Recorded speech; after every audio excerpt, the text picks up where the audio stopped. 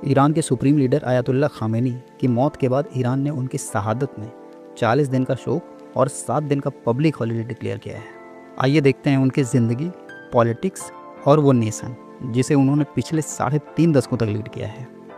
Iran के theocratic system में supreme leader सबसे पावरफुल शख्स होता है जो प्रेसिडेंट, पार्लियामेंट और जुडिशरी से भी ऊपर है।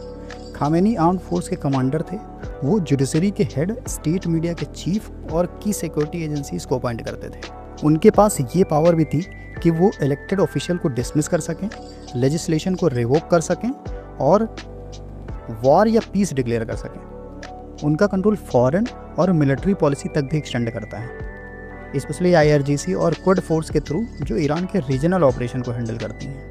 उनकी पोजीशन विलायत फ़ाकी यानी गार्जियनशिप ऑफ जूरिश डॉक्ट्रिन पर बेस्ड है, जिसमें एक इस्लामिक क्लेरिक को इस्लामिक स्टेट पर अल्टीमेट सोवेरेंटी दी जाती है। यह आइडियोलॉजी उनके प्रीडिसेसर रूहुल्लाह ख़ोमेनी ने डेवलप की थी और 1979 के कॉन्स्टिट्यूशन में इंश्राइन की गई थी। अली ख़ोमेनी का जन्म 1939 में ईरान के नदन सिटी मशाद में हुआ था। वो 8 बच्चों में से दूसरे नंबर पर थे।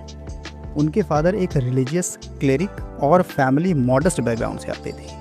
ख़ामेनी ने अपने फादर के पदचिन्हों को ही फॉलो किया और 1958 से लेकर 1964 तक कौम में क्लरिकल स्टडी की, जहां उन्होंने इस्लामिक जूरिस्प्रूडेंस में डीप स्टडी की और 1962 में रूहुल्लाह ख़ोमेनी के मूवमेंट से इंस्पायर होकर उसे ज्वाइन कर लिया जो शाह के खिलाफ था।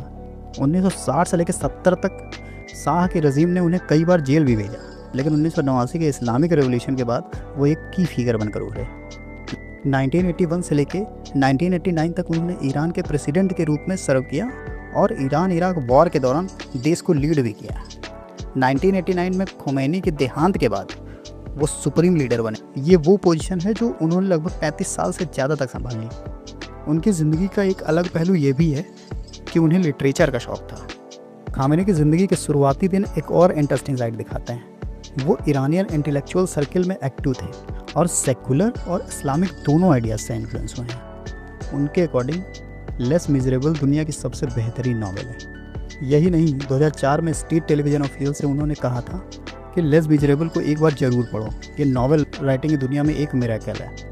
ख़ामेनी लिबरल डेमोक्रेसी और कैपिटलिज्म को फ्लॉड मानते थे। उनका मानना था कि वेस्ट मटेरियलिस्टिक और इस्लामोफोबिक है, लेकिन वो पूरी तरह से एंटी वेस्टर्न नहीं थे, क्योंकि 1999 में उन्होंने यंग ईरानियन से कहा था कि वेस्टर्न कल्चर ब्यूटीफुल और अगली चीज़ों का कॉम्बिनेशन है। एक सेंसिबल नेशन अच्छी चीज़ों को अडॉप्ट करेगा और बुरी चीज़ों को रिजेक्ट करेगा। उनका मेन क्रिटिसिज्म ये था कि वेस्टर्न सिविलाइजेशन सिर्फ मटेरियल डायमेंशन को दिखाती है। उनके हिसाब से Islamic civilization justice, prayer, independence जैसे वैल्यूज़ को इंक्लूड करती है।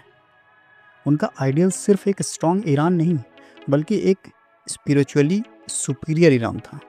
वो अपनी ज़िंदगी में 2 लोगों से सबसे ज़्यादा इन्फ्लुएंस थे। एक Egyptian Islamic thinker Syed Qutub का गहरा असर था, जिन्होंने ये लिखा था कि इस्लाम बिना गवर्नमेंट के और मुस्लिम नेशन बिना इस्लाम के मीनिंगलेस है।